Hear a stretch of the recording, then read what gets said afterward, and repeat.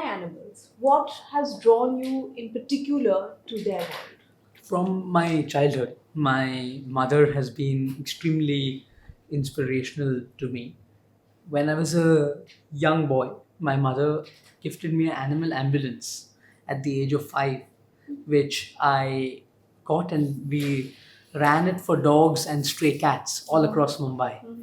Before that, my mom's father, my Nana, was also a huge animal lover.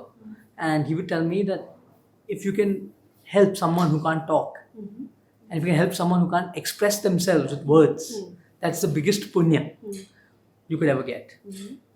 I personally am also a great believer in Hinduism and our religion. And in the Rig Veda, it says that every living being should be treated the same. And Krishna, Lord Krishna, also said that every jeev is the same. So I take inspiration from our entire religious backgrounds and our religious scripts. Okay. It's fascinating. And my mother has also supported me to get this. And my mother always told me to do something where you can make an impact to others and the world. So I chose animals, and I've taken it from. I started off with domestic animals. So when I was a baby, I would rescue chickens from the slaughterhouse. I would go and buy goats from the slaughterhouse. At that time, we could buy bulls in 1997. It was illegal. They would get slaughtered. So I would go and buy bulls and get them rescued. So at one time at my home in Mumbai, I had more than 200 or 300 goats and many other domesticated animals which were all rescued. And then slowly the need of the hour was a wildlife rescue center. Because I saw animals suffering. I saw animals in circuses being made to perform. I saw animals in small enclosures made to perform.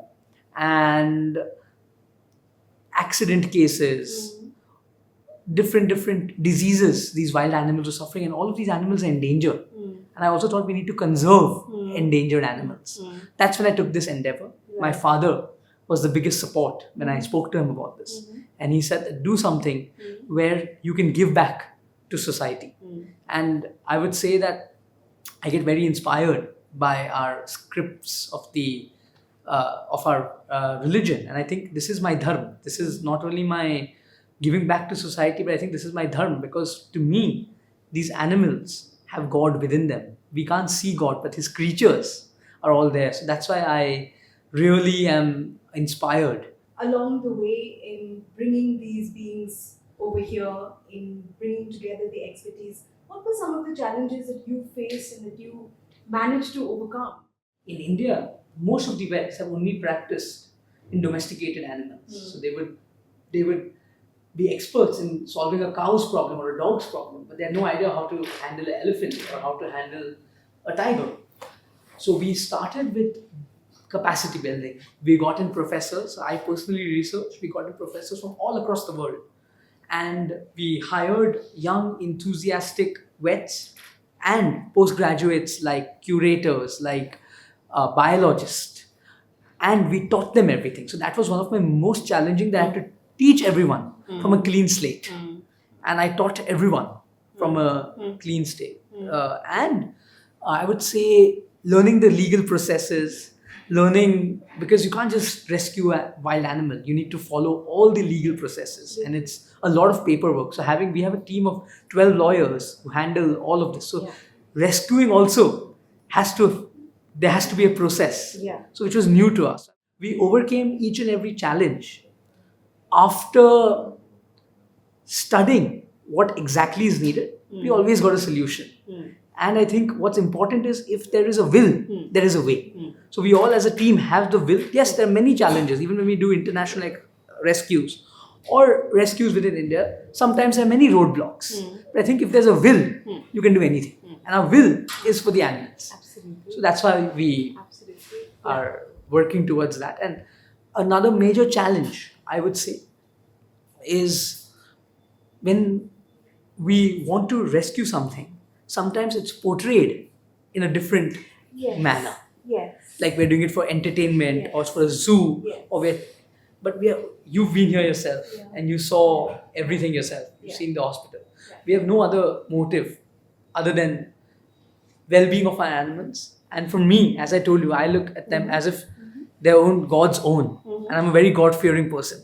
So for every animal, even if it's sick at 12 at night, my vets, my management will keep me informed, and we go all out to do our best to help them.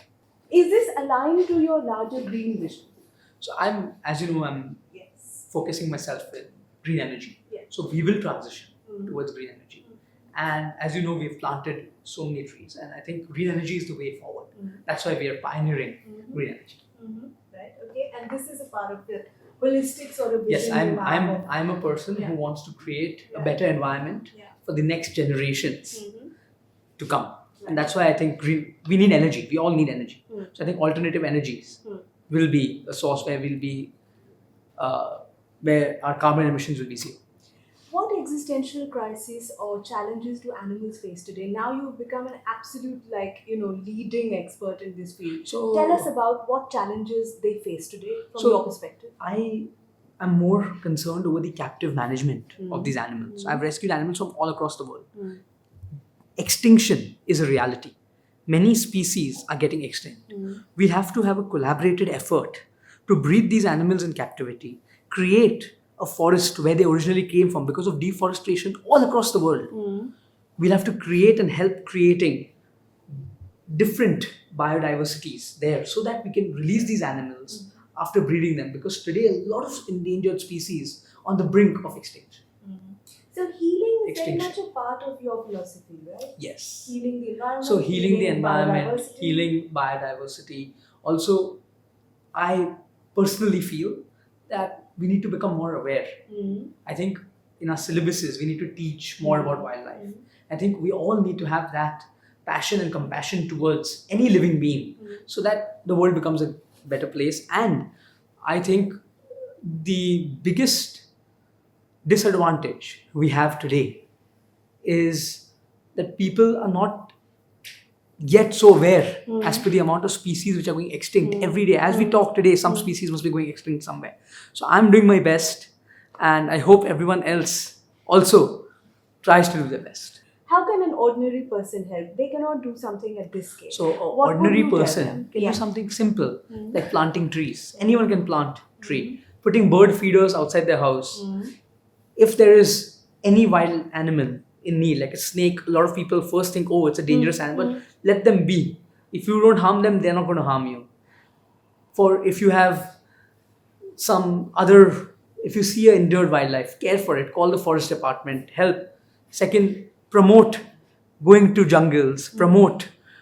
So if you promote, people will also like it further, is my view. Right. There are such wonderful species we've seen here, diverse and absolutely fabulous. Is there a particular species you have an emotional connect with? Something that really I warms have your always heart? been emotionally connected with the elephant. So for me, I'm a big Ganesh bhakt, and I see Ganeshji in a elephant's avatar. So I've rescued my first elephant in 2008 from Rajasthan. While I was actually driving, I saw a young elephant being walked in the scorching heat, and that's when we first got. I was 11 or 12 years old when we rescued our first elephant. I created the sanctuary, and they're the closest to my heart.